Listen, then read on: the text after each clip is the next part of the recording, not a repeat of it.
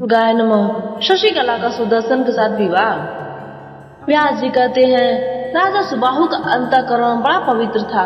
अपनी पुत्री की बात सुनकर वह राजाओं के पास गया और बोला, राजाओं, आज आप लोग अपने डेरे पर पधारे। विवाह का कार्यक्रम कल के लिए टल गया है। खाने पीने की चीजें आपकी सेवा में उपस्थित कर दी गई है।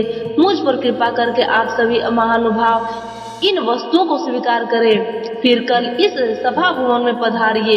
हम सब मिलकर विवाह का कार्य संपन्न करेंगे। राजाओं, मेरी कन्या शशिकला का आज स्वयंवर में आना बिल्कुल असंभव है, अतः चाहते हुए भी मैं इस कार्य में सर्वथा असमर्थ हूँ।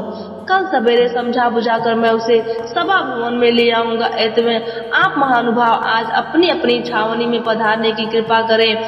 बुद्धिमानों के समाज में विग्रह को साथ नहीं रहता।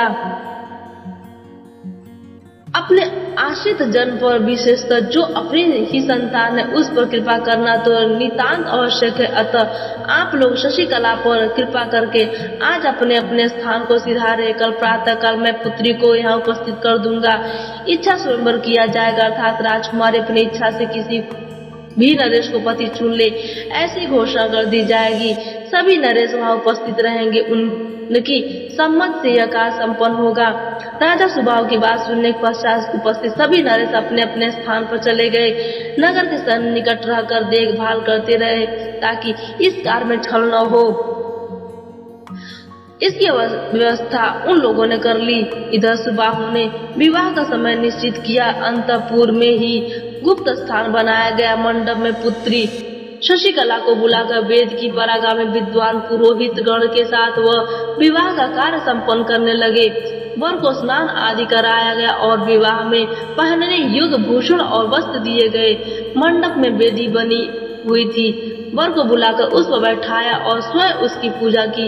राजा सुबाहु प्रतापी नरेश थे। उन्होंने विवाह के अवसर पर विष्टर आचमन और 2 वस्त्र गौ और 2 कुंडल देने के पश्चात अपनी कन्या शशिकला का विधि पूर्वक सुदर्शन के साथ पाणी ग्रहण संस्कार कर दिया। उदार हृदय वाले सुदर्शन ने भी सभी वस्तुएं स्वीकार कर ली। उस समय सुदर्शन कुबेर की कन्या का सामना करने वाली शशिकला को अपने से उत्तम मान रहा था।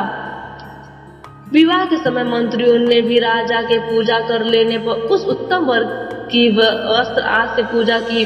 सभी निर्भीक होकर मंडप में वर को ले आए थे।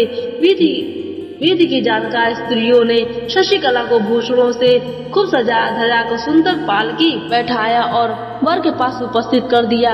मंडप में अग्नि स्थापन के लिए चतुष्कोण वेदी बनी थी। पुरोहित ने उस पर अग्नि स्थापित की। विधि पूर्वक हवन किया गया। फिर वर और वधू को हवन करने के लिए कहा गया। दोनों बड़े प्रेम के साथ हवन में तत्पर हो गए। विधिवत लाजा हवन करने के पश्चात वर वधू ने अग्नि प्रदक्षिणा की। उस कुल और गोत्र की जो प्रथा थी उसका समय प्रकार से पालन किया गया। महाराज सुबाहु ने घोड़े जुते हुए 200 रथ सुदर्शन को विवाह के दहेज में दिए। वे रथ खूब सजाए गए थे। उन पर बाणों का भरपूर संचय था। महाराज काशी नरेश के पास पर्वत शिखर के समान मतवाले हाथी थे। सुवर्ण के भूषणों से उन हाथियों को सजाया गया था। प्रेम पूर्वक महाराज ने 125 हाथी सुदर्शन को भेंट किए। सोने के भूषणों से भूषित 100 दासियां और उतनी ही सुंदर हथनियां दहेज में सुदर्शन को दी। फिर संपूर्ण आयुधों और भूषणों से सुसज्जित 1000 सेवक, बहुत से रत्न, वस्त्र, कंबल आदि यथोचित दिव्य पदार्थ सुदर्शन को दिए। अत्यंत मनोहर एवं विशाल अनेकों विचित्र भवन रहने के लिए अर्पित किए। साथ ही राजा सुबाहु ने सिंधु देश में उत्पन्न 2000 उत्तम घोड़े सुदर्शन को दिए। भार ढोने में कुशल 3000 ऊंट तथा अन्न एवं घी आदि से भरी हुई 200 बढ़िया बैलगाड़ियां दहेज में सुदर्शन को समर्पण दी।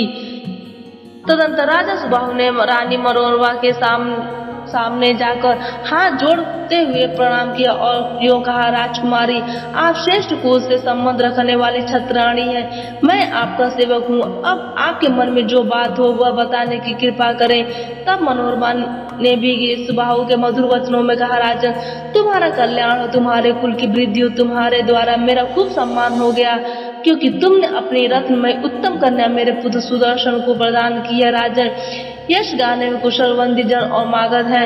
मैं उनकी पुत्री तो हूँ नहीं जो समय प्रकार से तुम्हारी प्रशंसा गा सकूं। अपने ही जन की प्रशंसा गाई भी क्या जाए। तुम एक प्रख्यात नरेश हो। तुमसे संबंध होने के कारण मेरा पुत्र सुदर्शन सुमेरु के समान उच्च अधिकार पा गया। अवश्य तुम बड़े सदाचारी नरेश हो। मैं तुम्हारे शुद्ध व्यवहार का क्या वर्णन करूं। तुमने राज्य में से निकाले हुए मेरे पुत्र को अपनी कुलीन कन्या प्रदान कर दी। यह कैसी विचित्र बात है। सुदर्शन वन में जाता है, उसके पास एक भी पैसा नहीं। उसके पिता कभी स्वर्ग सिधार गए, साथ में सेना भी नहीं है। वह केवल फल खाकर गरीब से जीवन व्यतीत करता है। फिर भी इन सभी नरेशों को छोड़कर तुमने अपनी गुणवती सुंदरी कन्या का इसके साथ विवाह किया। यह क्या साधारण बात है। धन, कुल और बल में जो बराबर होता है उसी के साथ संबंध करने का नियम है।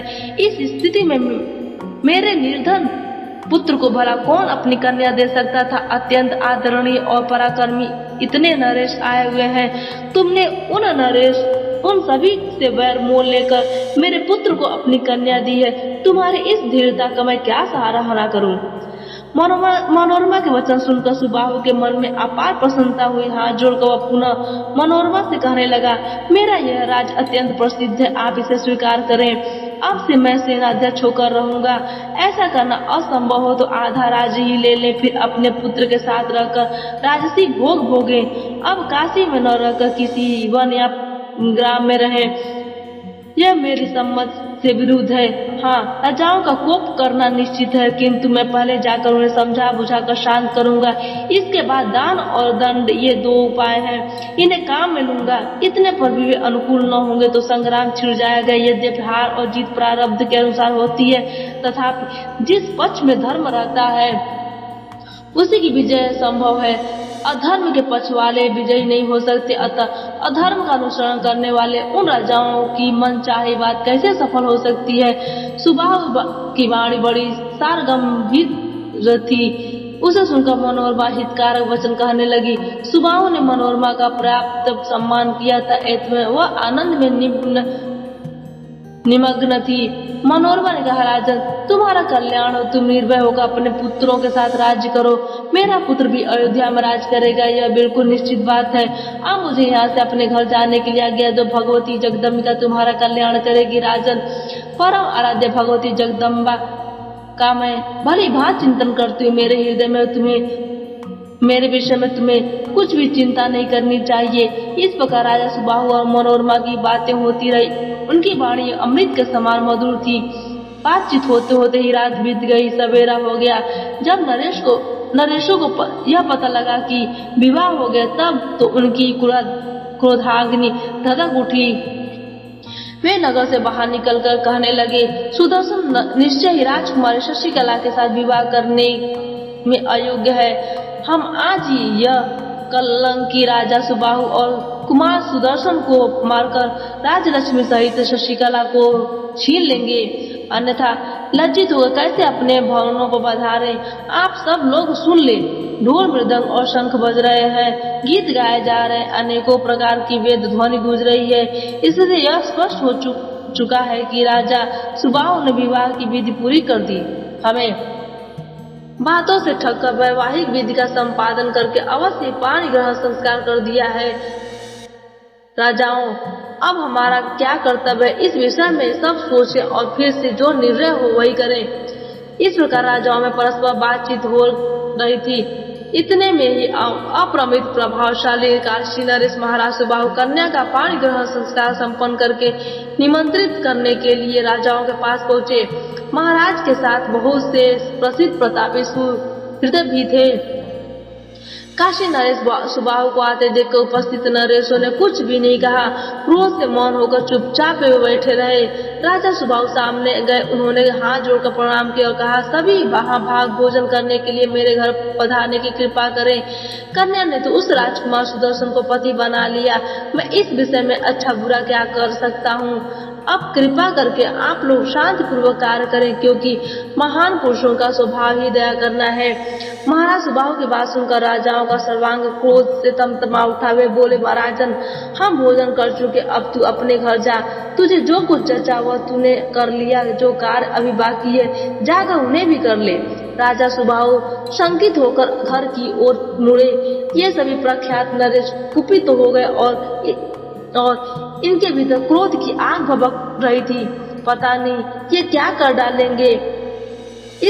इस प्रकार की चिंताधारा में सुबाहु गोता खाने लगा। सुबाहु के चले जाने पर राजाओं ने अपना आगे का यह कर्तव्य निश्चित किया कि हम लोग रास्ता रोककर डट जाए और सुदर्शन को मारकर कन्या को छीन ले। कुछ ऐसे न्यायशील नरेश भी थे जिन्होंने कहा, हाँ अरे उस राजकुमार सुदर्शन से हमें क्या वैर चुकाना है। यहाँ का सब दृश्य देख लिया, अब जैसे आए थे वैसे ही घर लौट चलना चाहिए। तदंतर विरोधी राजा मार्ग रोक कर डट गए। उधर महाराज सुबाहु अपने भवन पर जाकर आगे की जो विधियां शेष थी उन्हें पूर्ण करने में लग गए। व्यास जी करते उस समय महाराज सुबाहु भक्त पूर्वक विधि के साथ 6 दिनों तक सुदर्शन को प्रतिभोज देने में व्यस्त रहे। यो विवाह के सभी कार्य संपन्न करने के पश्चात राजा सुबाहु ने मंत्रियों से परामर्श करके समुचित दहेज दिया। इधर उन अमित प्रतापी नरेश को जब दूतों द्वारा पता चला कि विरोधी राजाओं ने मार्ग रोकर रखा है, तब उनके मुख पर उदासी छा गई। यह देखकर श्रेष्ठ व्रत का पालन करने वाले सुदर्शन ने अपने ससुर महाराज सुबाहु से कहा, आप अभी हमें जाने की आज्ञा दीजिए, हम निशंक होकर चले जाएंगे। श्री भारद्वाज जी के पवित्र आश्रम पर जाकर वहीं सावधानी के साथ सदा रहने के लिए स्थान का विचार कर लेंगे। अनग आप प्रजाओं से कुछ भी भय न करें, भगवती जगन्माता सदा ही हमारी सहायता करेंगी। व्यास जी कहते हैं, राजा सुबाहु ने अपने जमाता सुदर्शन की बात पर विचार किया और माँ जगदम्बा के भरोसे तुरंत धन देकर उसकी विदाई की व्यवस्था कर दी। सुदर्शन वहां से चल पड़े। पीछे से महाराज सुबाहु भी एक विशाल सेना लेकर साथ हो लिए। उस समय सुदर्शन विवाह संस्कार से संस्कृत होकर निर्भीकता पूर्वक मार्ग से जा रहे थे। सुदर्शन में भी असीम शक्ति थी। अपनी पत्नी के साथ वे रथ पर बैठे थे। उनका रथ अन्य रथों से घिरा हुआ था। जाते समय सुदर्शन की दृष्टि राजाओं की सेना पर पड़ी। सुबाहु की नेत्र भी उस राजाओं पर पड़े देखकर उनके मन में बड़ी घबराहट उत्पन्न हो गई, किंतु सुदर्शन ज्यों के त्यों प्रसन्न रहे। उन्होंने प्रीतिपूर्वक भगवती जगदम्बिका का ध्यान किया और वे सर्वोत्त भाव से उनके शरणागत पत्र हो गए। एक अक्षर वाला काम बीज मंत्रों में अपना सर्वोत्तम स्थान रखता है। सुदर्शन ने इसी मंत्र का जप आरंभ कर दिया और उसके प्रभाव से वे नवविवाहिता पत्नी के साथ निर्भय बने रहे। उनका शोक भय सदा के लिए शांत हो गया था। इतने में विरोधी सभी नरेश अत्यंत कोलाहल करके राजकुमारी को छीनने के विचार से सेना सहित आगे उमड़ आए। काशी नरेश महाराज सुबाहु ने देखकर उन पर प्रहार के लिए तैयार हो गए, किंतु विजय विलासी सुदर्शन ने उन्हें इस कार्य से रोक दिया। फिर भी एक दूसरे को मारने की अभिलाषा रखने वाले राजाओं में और सुबाहु में युद्ध की योजना बन गई। शंख नगारे और भेरियां बज उठी। शत्रुजीत अपने सैन्य बल से संपन्न होकर सुदर्शन को मारने के लिए सम्रांगण में उपस्थित हुआ। उसका नाना युद्धाजीत सहायक बनकर कवच पहने हुए खड़ा था।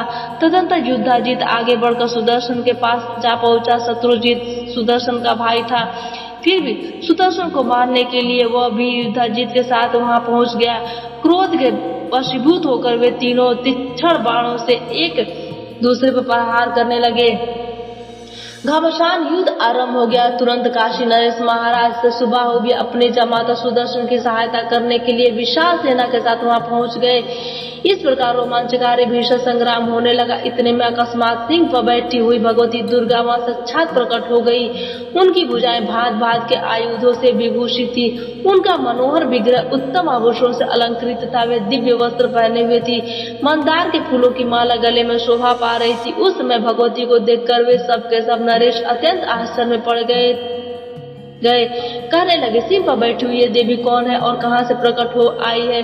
सुदर्शन ने भगवती के दर्शन पाकर महाराज सुबाहु से कहा, राजन देखिए, ये परम आराध्या माँ भगवती मुझ पर कृपा करने के लिए यहाँ पधारी है। इनकी झांकी बड़ी अनुपम है, ये अत्यंत दयालु है महाराज, मैं इनकी कृपा से निर्भय हूँ। तत्पश्चात सुदर्शन और सुबाहु दोनों निर्भय होकर प्रसन्न वदना भगवती दुर्गा का दर्शन करके प्रसन्नता पूर्वक उन्हें प्रणाम करने लगे। सिंह बड़े जोर जोर से गरज रहा उठा, उनकी गर्जना से सेना के हाथी कांपने लगे, भीषण आंधी चलने लगी, दिशाएं अत्यंत भयंकर हो गई। तब सुदर्शन ने अपने सेनाध्यक्ष से कहा, उस मार्ग से आगे बढ़ो जहाँ राजा लोग डटे हैं। वे दुराचारी नरेश कुपित होने पर भी अब मेरा कुछ क्या बिगाड़ लेंगे, क्योंकि भगवती जगदम्बा हम पर कृपा करने के लिए यहाँ स्वयं पधार गई हैं। यद्यपि विपक्षी नरेशों से मार्ग का कोना कोना भरा है, तब भी निर्भीक होकर हमें उसी मार्ग से चलना चाहिए। मैंने महादेवी का स्मरण किया है और वे यहाँ स्वयं विराज रही हैं, फिर कोई भी भय नहीं है।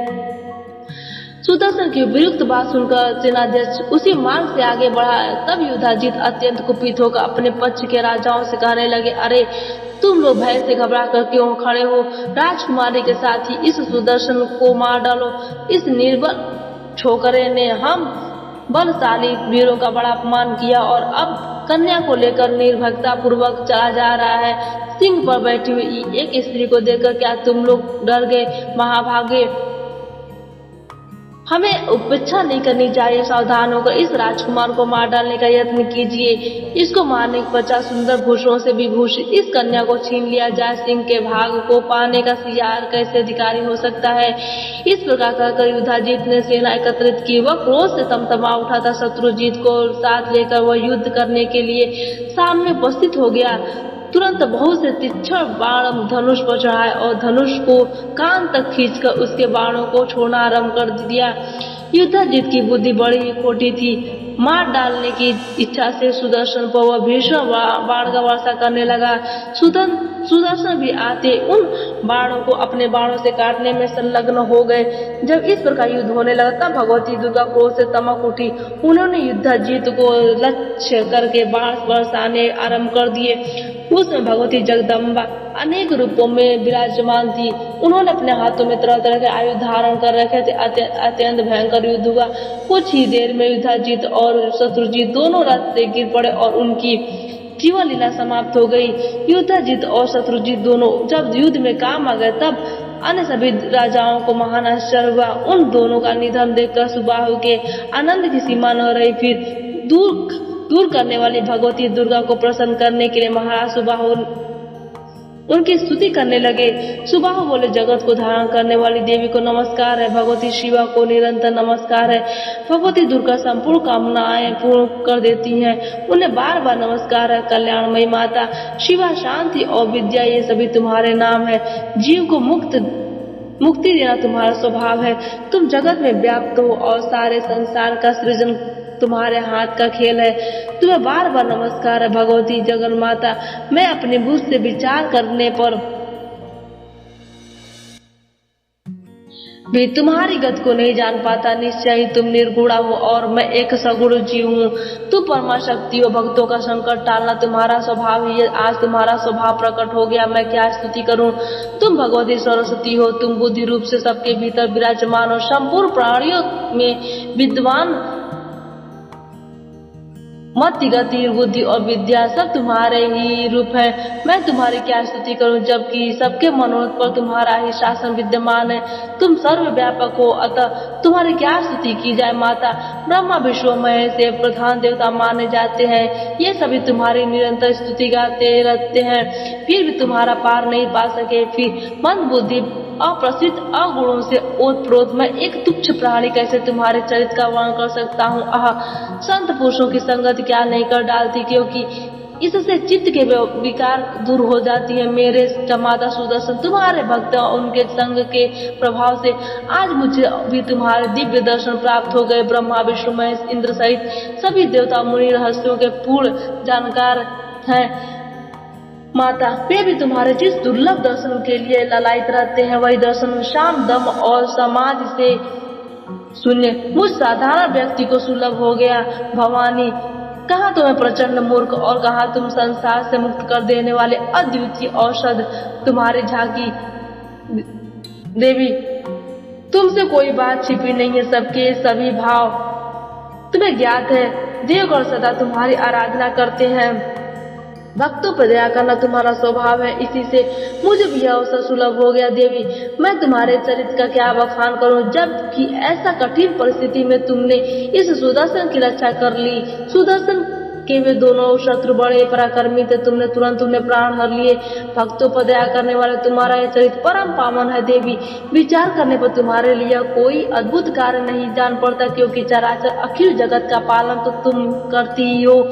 तुम्हें इस समय दयालुतावश तुमने शत्रु को मारकर सुदर्शन को बचा लिया। भगवती, तुमने सेवा परायण भक्त के यश को अत्यंत उज्जवल बनाने के लिए ही यह चरित्र रचा है, अन्यथा मेरी पुत्री का पाणी ग्रहण करके यह अयोग्य सुदर्शन युद्ध में कैसे सफलता प्राप्त कर सकता था। माता, तुम अपने भक्त को जन्म मरण आज के भय से मुक्त कर देने में समर्थ हो, फिर उसके लौकिक मनोरथ पूर्ण कर देने में कौन सी बड़ी बात है। भक्तजन तुम्हें असीम पाप और पुण्य से रहित सगुण और निर्गुण बताते हैं।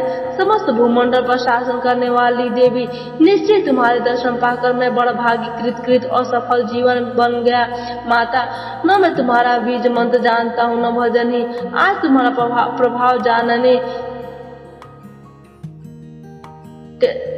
प्रभाव सामने आने प्रकट होने से मैं इससे पूर्ण परिचित हो गया। व्यास जी कहते हैं, इस प्रकार स्तुति करने पर कल्याण स्वरूप भगवती जगदम्बा प्रसन्न हो गई। तब उन्होंने महाराज सुबाहु से कहा, सुब्रत वर मांगो। आज की कथा यहीं पर समाप्त होती है।